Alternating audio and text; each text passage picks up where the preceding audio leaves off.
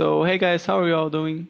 I've decided to remake some of the videos that I did in the FIFA 11, some of my first videos, because I think most of you haven't seen it since I only had about 100 or 200 subs at that time, and now there's more, and also I may have a couple things more to add. So in this first video here, I want to talk a little bit about what kind of prices you want to look to buy and sell the players.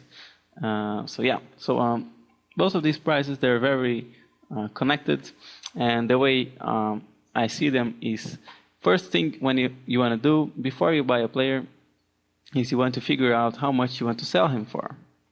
So let's just do this here for an example with some player, and let's look at Kagawa, the inform, just first player that came to mind here, and Bundesliga, Borussia Dortmund. So let's check what's his lowest buy now. And the way I try to sell my auctions is I try to sell them quick and I try to sell them cheap. So I always put them as the cheapest on the market, and I want them to sell cheap. That way I get the coins back and I can reinvest in something else and just keep the profit rolling. So let's go 10,000 here just so I don't get the regular one. And I think he's going up for around 40. So yeah, you can see he's going for pretty much 40k. So you want to sell him at around 39, something like that. So what you need to take into account is the EA tax. If you don't know, EA takes 5% of every auctions that you sell.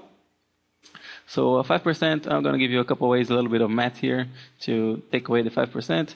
First way is you can do it in your head. Just take the 40k divided by 2, that's 20k, and then divide it by 10.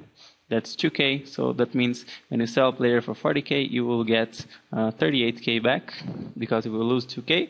And if you're too lazy to do math in your head, you can always just open the calculator and type in 40k and multiply by 0.95, which is 38 as we've seen. So you want to sell him for 38. So 38 is actually the maximum price that you can buy for him, that you can pay for him in order to sell him for 40k and make zero profit. So you obviously want to try to buy him for a little bit less so that you have a little bit of profit. So for this example, let's search for 35.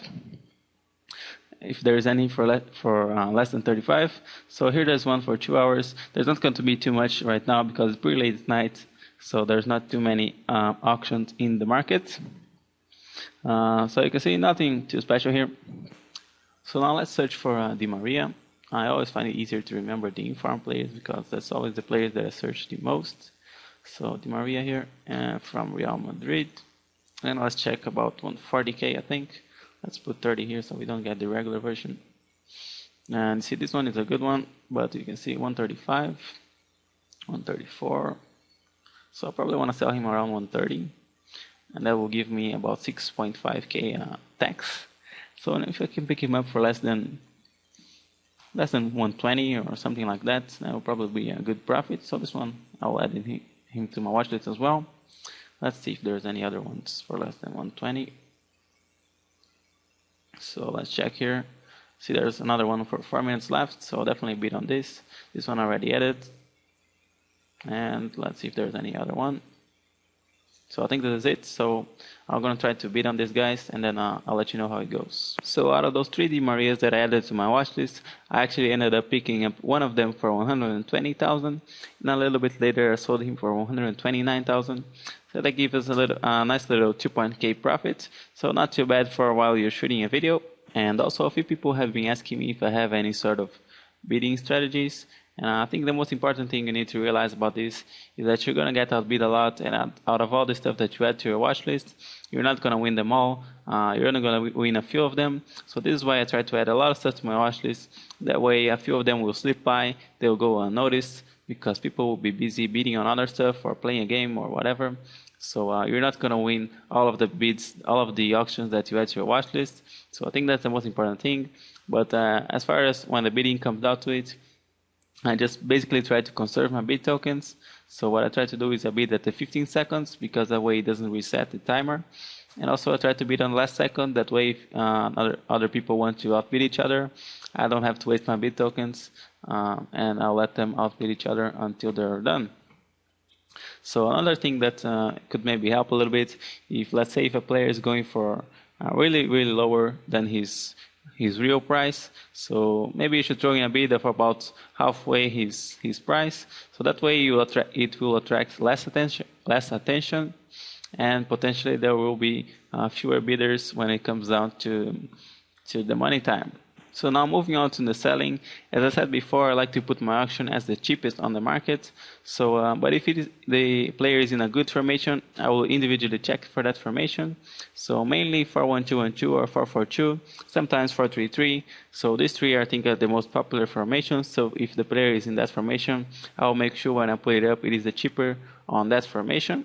But if the price of that formation is really higher than the other ones, then it doesn't really make sense to put it up that higher, because people will just buy the cheapest one and apply a formation card. So just don't be too stupid with the prices if something like that is going on. If it is any of the other 4-back formations, I will make sure it is the cheapest on the market among all of the 4-back formations.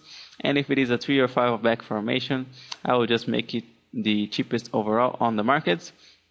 So if you want to do a little bit more of math, if you take the price that you bought the player and you divide it by 0.95, so you're basically adding the 5%. That will give you the minimum amount of the minimum price that you need to sell this player in order to get your coins back. So you need to sell him for more than that to make some profit. So basically now we talk about a little bit about the prices you want to buy the players, the prices you want to sell the players. But I think the hardest part of getting a good deal is finding a good deal, because after you find it, you either have to just click the buy now button, or you have to wait till the auction expires and bid on it. But of course you can get outbid and stuff, but there's nothing really hard about that. You're just bidding on the card. So on the next few videos that I make, I'll try to show you a few techniques to add more stuff to your watch list and to find some good deals to bid later on or to buy now. But keep in mind, I already covered some of this stuff on my last video, but there will be some new techniques to come, mainly some of the stuff I did in FIFA 11, but as I said before, I don't think all of you have seen it, so I will be revisiting some of those topics. So that is it. I hope you enjoyed this video. I will see you next time, and bye-bye.